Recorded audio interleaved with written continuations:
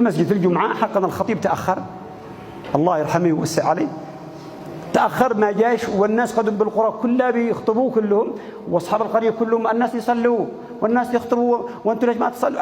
قالوا الفقيه حقنا ما قد جاش. طيب من منتظرين؟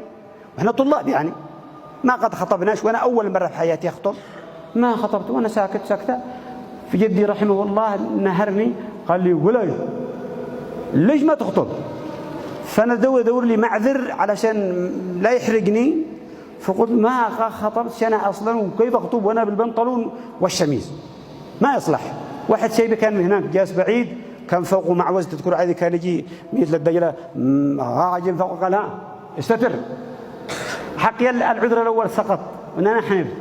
إن قالت تقلدك الله تجي تسيروا وتجي وتدرسوا يومي ما انت تطلع تنزل الكتاب وتقري منه. أنا ما خطبت يا خلق الله، صلوا على النبي.